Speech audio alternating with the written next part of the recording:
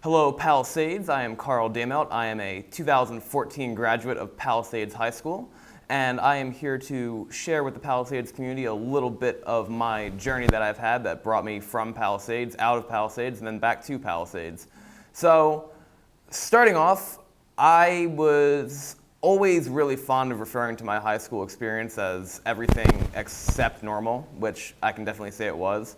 Because for most students, their biggest worry when they come in their freshman year is probably new classes, adjusting to the high school, something like that, where it's not really based on anything that would come from their real life circumstances, or their home life circumstances, I should say. And for me, it was a lot more than just a couple classes that was a major problem, because for me, when I came into high school my freshman year, which was back in 2010, I was dealing with a lot of stuff at home. And something that some people realize and that I grew to realize going out in the world, coming back and looking at everybody much differently than I did when in high school, is that everybody else is going through something and you have no idea what it is.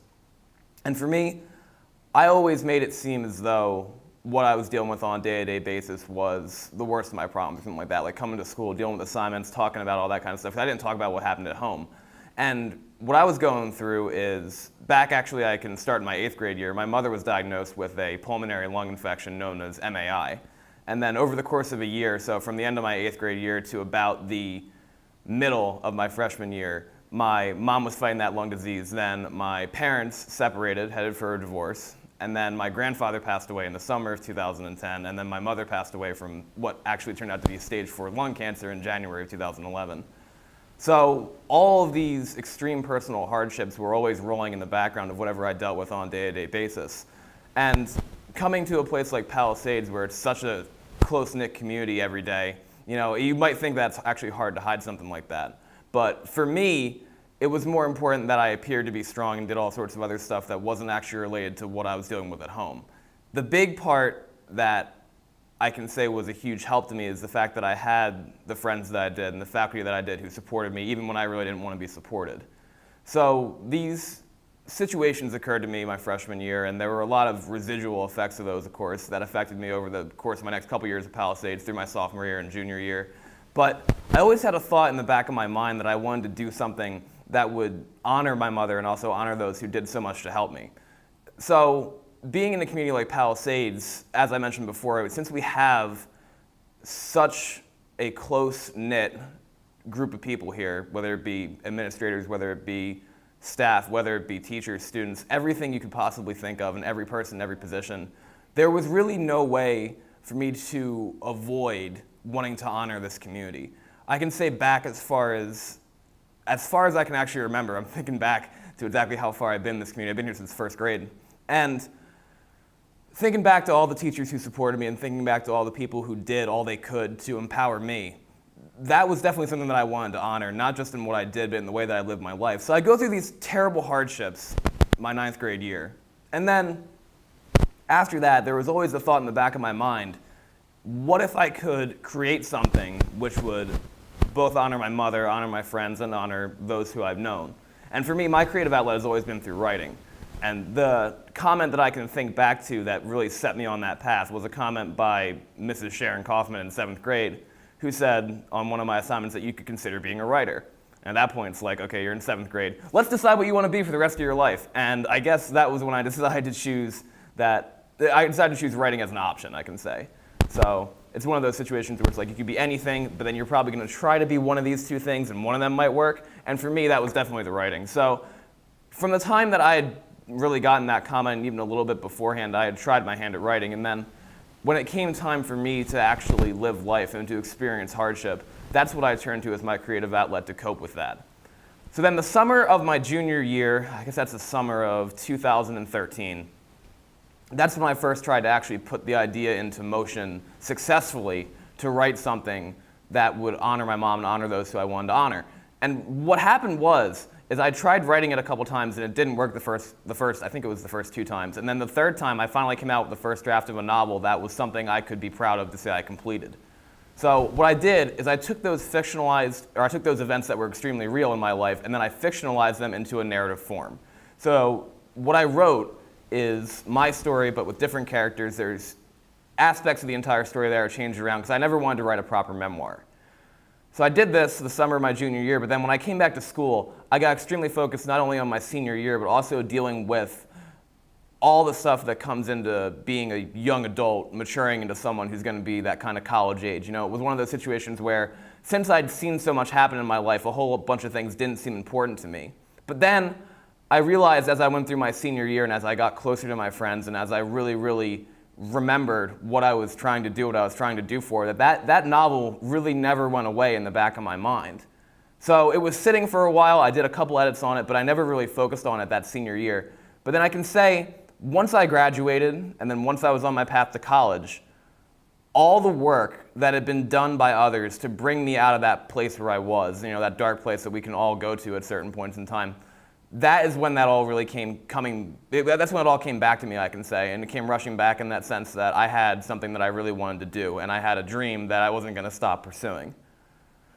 So I ended up going to college at Loyola University, Maryland, and one thing that I didn't realize about Loyola until I got there is that, unbeknownst to me, as I just mentioned, they are home to the only professional publishing house in the United States that is on a college campus that is not a university press, at least to my knowledge in that sense. And what makes it so special is that there are other universities who might have a press or something like that run by professionals or alumni or something like that, but what a Prentice House is run by publishing industry professionals, but then actually has a student integrated model in the sense that the professionals who run it are training future professional students in order to fulfill professional grade work. So the novels that are published by Apprentice House come from a very, very wide variety of sources. You can have something fictional, something based on someone's life, so something fictional like a novel, a memoir, and then you could also have a 80-some page book by an older editor of the Baltimore Sun giving out advice for editing tips. So I didn't know this place existed when I actually applied to Loyola. So I'm sitting in my dorm and I'm Googling Baltimore area publishers, and then it comes up with the same address, and it's like, huh, this looks familiar. Isn't that the address? Isn't that Loyola's address? And then I did a little bit of digging, and lo and behold, there's Apprentice House. What I did is I spent the month of September 2014, so we're talking less than a year now, refining that manuscript that I originally wrote. It had originally been called The Miracle Worker. I changed the name to Pride, and then I changed the name to The Hard Way Back to Heaven. That's the name that I settled on. And in total, I did 10 revisions over the course of not just my senior year, but then the last 5 came in that last 3 weeks before their submission deadline in September 2014. I was told, okay, you can submit to this. Obviously, you know, you're a young writer, you're a student who has came here, and I remember the first time that I went down to their offices, which are based on the campus and stuff like that, I had just been like sweating. I'd been at class or at lunch or something like that, and I came down to get whatever information that I possibly could to make this dream a reality. And I remember the assistant manager telling me that, you know, something that could happen with this is, you know, you can submit and then we might be able to give you some comments for how to refine. So it was a goal that I had, and in my mind, it was something that I was going to achieve. And then when I submitted that for publication, I thought I was going to get rejected due to the fact that I had applied to a literary agent and then also another publisher back in my senior year when it wasn't as refined and I had gotten rejected. But then I remember on, I think it was October 24th, it was either the 23rd or the 24th, I can't remember the exact day due to the fact that it was 1 o'clock in the morning when I got the email. It had been like a Friday night, I had come home from classes and I was just looking for this email to come back because I had submitted it in September. So it was about a month later, and then at 1 o'clock in the morning, I get this email back from Apprentice House, and I had to actually call in my roommate and one of my other friends from the hallway in order to read what I was seeing. Because what I was seeing is that they said they were going to accept the manuscript for full publication. So this novel that I came up with, which is dedicated to one of my best friends, which is also written in honor of my mother with all the acknowledgments in the back, filled with members from the Palisades community, got accepted by the students and staff there to be published. And now here we are, we're in August of 2015, so almost a year after that. And the book, The Hard Way Back to Heaven, is now available on Amazon. It's going to be available, I should say, through Barnes & Noble and the publisher's website. And the last year has just been a complete, I never could have predicted this in my wildest dreams back in, well, maybe in my wildest dreams, but never in any of my practical dreams back even just a year ago. And a year ago is when the journey really started, because when I put my nose to the grindstone in that sense, there are other phrases I could use, but it just became something that was less of an aspiration and something that was more an ambition, something tangible, something I could do. And then when I told the faculty and staff here, not just at Palisades High School, but my friends obviously who still stay close to the district, who always consider this their home, when I told them about that, it was all due to the fact that I had the tremendous community that I have. And back when my mom was so sick and we didn't know it was cancer back in September of 2010, back when all that stuff was going down and my parents were fighting all the time, my dad was working 3 jobs in order to get us food, even though he wasn't living at our house at that time. Back then, I had always fought to stay in the Palisades community due to the fact that I knew it was so special. I had the best friends you could ever dream of. I had the best support system from my teachers and like I said, everybody who's been involved in this district somehow, when you go back through my history from my first grade year to my senior year and now beyond, they all had an integral part in the success that I've had. And it's just a stupendous amount of luck for me that I've been able to actually be in this community as long as I have. And I keep returning to the community due to the fact that this is something that I'm truly proud of. And when I hear people say that they are proud of the achievement that I've made, my response is always that I'm proud that I could have been a part of a community like this for as long as I have been. And I guess the point that I would like to make in that sense is that this school houses, I think my graduating class had either 152 or 157 kids in it. And I go and I listen to people tell me about their stories from larger high schools or places that are perhaps in different subdivisions of the American of the American culture, urban and those areas. But everywhere I go, a common thread is that, when you look at all the kids who come into a building or a district, they all have a different dream. And obviously my dream was something that I was able to be lucky enough to be able to chase. But when you look at all the kids and you look at all the people and what they're dealing with, and you never really know until you get to know them. And then you start thinking about that each one of these people has some kind of aspiration.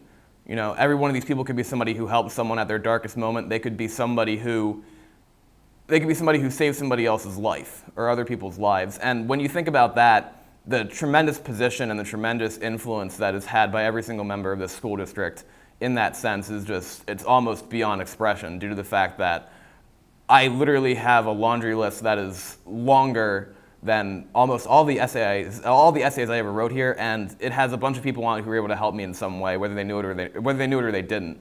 And these are people who could empower me when I couldn't empower myself. You have Mrs. Beck, who gave me my first actual editing contact in that sense, to have somebody take a look at the manuscript.